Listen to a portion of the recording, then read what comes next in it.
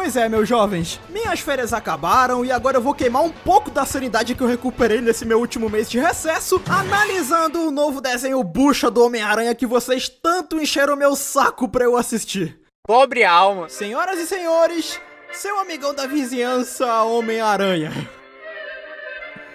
Minha nossa, que desenho bucha, cara. Fala galera, eu sou Biel Maximoff e você está no Viajante Galáctico. E seguinte, absolutamente ninguém tava hypado com esse treco. Quando isso aqui foi anunciado e mostraram como seria o estilo do desenho, que ele teria um traço mais puxado pro lado retrô, meio quadrinhos dos anos 60, até teve uma galera que curtiu. Porém, o hype pra essa série animada foi morrendo conforme mais informações foram chegando para o grande público. A primeira delas é que novamente ela seria focada num Peter Parker adolescente, vivendo aventuras no ensino médio. Isso já irritou muita gente, pois a Disney só trabalha com a fase do Homem-Aranha adolescente. E ela trabalha mal pra cacete, inclusive. A segunda informação foi a de que Harry Osborn, Norman Osborn e o Lápide, que é um personagem albino, teriam as suas etnias alteradas. De novo essa porra. E é claro, isso deixou uns 70% do público puto, porque estamos em pleno 2025 e vagabundo ainda insiste em alterar a etnia de personagem famoso pra agradar twitteiro que nem é fã do negócio. Foda. Só que a parte concreto em cima do hype desse desenho foi quando a Marvel liberou o primeiro trailer dele. E aí todo mundo viu que seu amigão da vizinhança Homem-Aranha na verdade seria um desenho 3D que emularia o traço retrô de uma animação 2D. E o 3D desse desenho tava um negócio inacreditável de tão feio. E aí todo mundo só desistiu da série animada. E bom, eu assisti o desenho e eu posso afirmar pra vocês que seu amigão da vizinhança Homem-Aranha com certeza é um dos desenhos do Homem-Aranha já feitos. Muito feio. A história começa com o jovem Peter Parker no seu primeiro dia do ensino médio. Ele tava de boa, chegando na escola com a tia May, até que do nada se abre um portal no céu e dentro dele sai o Doutor Estranho lutando contra uma espécie de Venom fazendo cosplay de Kraven. E junto com eles também temos a aranha geneticamente modificada que sai do portal, morde o Peter, ele ganha poderes e 6 meses depois ele se torna o Homem-Aranha, que junto com seus parceiros Harry Osborn e Norman Osborn, eles defendem a cidade de bandidos muito perigosos. Ridículo. Como vocês devem ter reparado, esse desenho altera muitas coisas das bases fundamentais que formam o universo do Homem-Aranha. Mas até aí, nenhuma novidade. Até porque em 60 e poucos anos de estrada, o que não falta nesse mundo são inúmeras versões alternativas da história do amigão da vizinhança. Só que o que mata nesse caso aqui é que as ideias apresentadas e desenvolvidas no novo desenho são incrivelmente sem noção. O Homem-Aranha do Tom Holland, ele é de longe a versão menos querida do personagem no cinema. Não por culpa do Tom Holland, mas sim por conta dos roteiros que dão pro coitado trabalhar. E por que eu tô citando o Homem-Aranha do Tom Holland em específico? É porque esse desenho é 100% inspirado nessa versão do personagem. Ele até mesmo recria momentos marcantes do MCU pra ficar fazendo referenciazinha. Essa versão do Peter, por exemplo, ele começa a atuar como super-herói justamente quando a Guerra Civil estoura nesse mundo. Exatamente como acontece na versão em live action.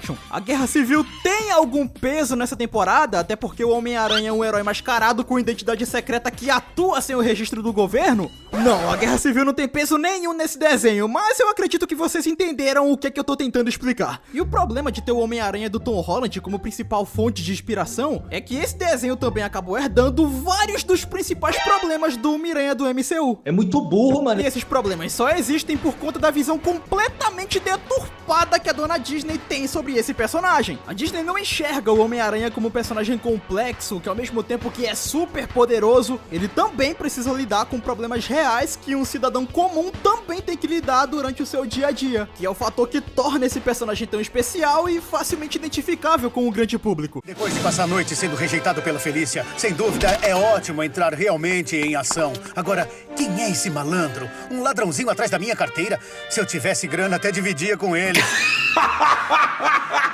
A Disney não olha pro Homem-Aranha com essa camada mais humana. Na verdade, a Disney olha pro Homem-Aranha com os mesmos olhos que ela enxerga uma Kim Possible, um Jake Long ou um Danny Phantom da vida. Ela enxerga o Homem-Aranha como um herói adolescente que vive aventurinhas com os seus amigos que sabem quem ele é, ao mesmo tempo que ele precisa dividir a sua vida de herói com a dificílima tarefa de ir pra escola e ser um adolescente normal. Pra Disney, isso é o Homem-Aranha, um herói adolescente de desenho animado. Só que com a diferença de que Kim Possible, Jake Long, Ben 10, Danny Phantom são desenhos bons, enquanto que o Homem-Aranha tá devendo desde 2012. Não assumo nada não, filho nada, hein?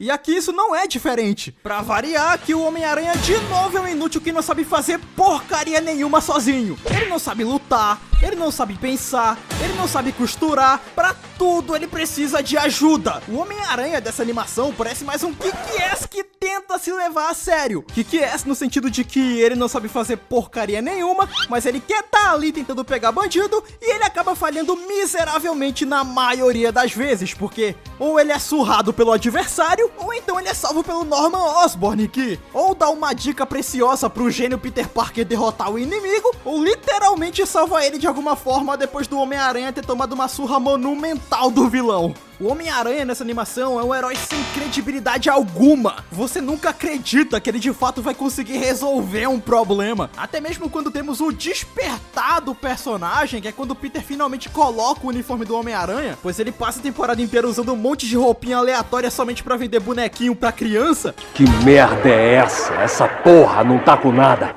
Quando Peter finalmente vira o Homem-Aranha e ele se torna um herói independente, entre aspas, já que ele encerra a parceria com o seu até então mentor, Norman fucking Osborn. Cara, que ideia ruim, mano, na moral.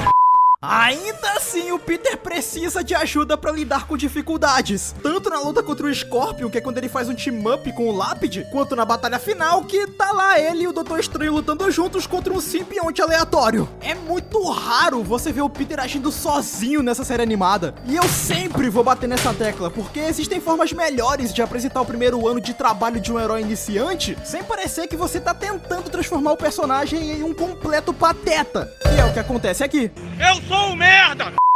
E isso que eu falei só do Homem-Aranha. O Peter Parker, então...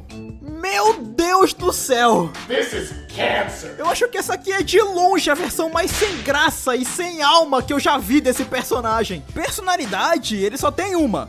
Ele é um bundão. Completamente diferente das versões mais amadas do personagem, onde o Peter finge ser um bobalhão apenas pra não levantar suspeitas de que ele é o Homem-Aranha. Enquanto que aqui não. Aqui, de fato, o Peter só é um paspalho. Ele é um beta, e a gente sabe muito bem que pro beta não sobra nada. Ih, você tem razão, hein? Eu devia chamar ela pra sair. O que eu tenho a perder, né? Eu vou fazer isso agora.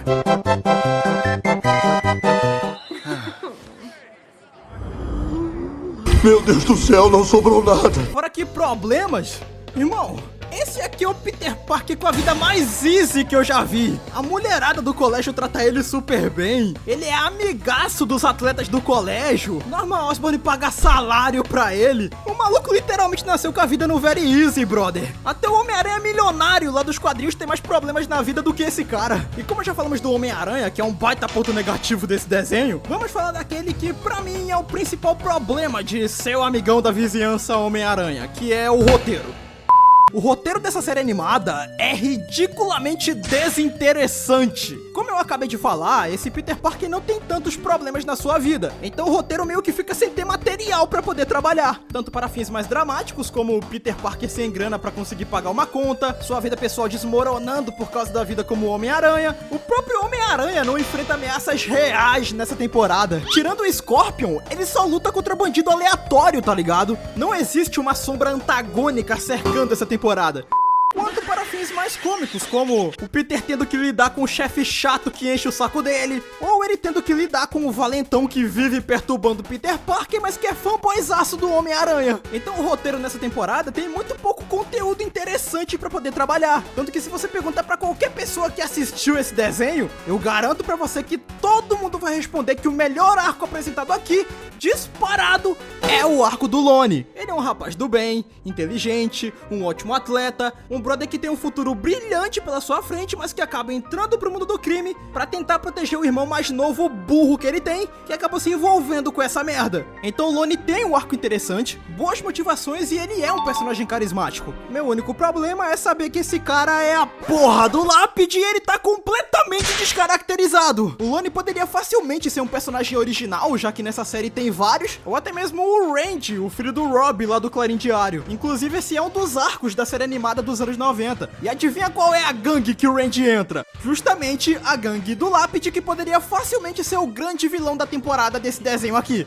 Mas, né? Você acha mesmo que as mentes geniais que tiveram a brilhante ideia de transformar o Norman Osborn no mentor do Homem-Aranha, Nossa! teriam capacidade cognitiva pra aproveitar um storytelling desse? É claro que não, mas voltando pro assunto. Enquanto vemos o Lonnie fazendo isso, do outro lado vemos o incrível drama do Homem-Aranha tentando escolher qual vai ser o seu uniforme definitivo. Ou então o incrível drama da amiga gótica insuportável do Peter que não gosta do Harry porque ele é bilionário. Peter Parker apaixonado por uma mina que claramente não tem interesse nenhum nele. Tu é um beta! Tu é beta, cara! Acorda! Peter tentando fazer com que os amiguinhos dele que se odeiam sejam amiguinhos também. E sim, é exatamente isso que você tá pensando. Tirando o arco do Lonnie, esse desenho é chato pra caramba. Não existe coisas interessantes acontecendo aqui. E como cada episódio tem uma média de 25 a 30 minutos, cara, é quase que uma tortura você ficar assistindo 30 minutos de pura chatice. E esse desenho apresentou cada pérola pra gente, galera. Sendo elas Norman Osborn recitando a icônica frase: com grandes poderes vem um grande respeito. Peço desculpas, cara, mas é muito difícil pra mim escutar o punheteiro falar. Ou então a melhor de todas, Harry Osborn olhando para o Spider-Man e falando isso aqui pra ele: Pega ele, Tigrão. Vixe Maria, vixe! Sim, fizeram o Harry falar a icônica frase da Mary Jane que ela fala pro Peter toda vez que ele vai pra alguma missão. Suspeito, galera, que porra esse cara quis dizer quando ele falou isso? Será que eu vou cagar? Xandão, super! E como se não bastasse tudo isso, eu ainda nem falei da animação. E ela é bizarra. Como eu citei no início do vídeo, esse desenho tem uma estética visual que tenta contar a sua história como se ela fosse uma história em quadrinhos. Lembra de Ultimate Spider-Man do PlayStation 2?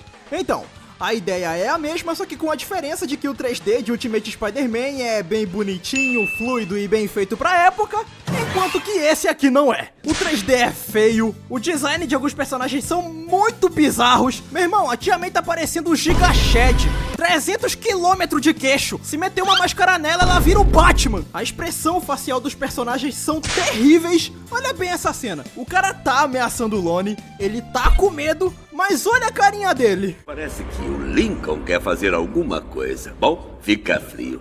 Eu tenho uma coisa pra você fazer, super astro. Eu vou fazer um pedido no lugar em Hyde Bridge chamado La Frescas. Super expressivo, não é mesmo? E a movimentação, mano, ela é extremamente lenta e robótica. E isso mata as cenas de ação que até possuem uma boa direção. A luta contra o Demolidor tem uma coreografia bem legal. Só que não adianta nada ter uma boa direção e uma boa coreografia se a qualidade do teu CGI é podre desse jeito. A ação desse desenho não é empolgante, ela só é triste. Seu amigão da vizinhança, a Virgem Aranha, é um desenho bem chato. E como eu não quero me estender mais, até porque até eu já tô ficando com preguiça de falar mais sobre esse desenho, seu amigão da vizinhança, Homem-Aranha, é um desenho bem nota 4.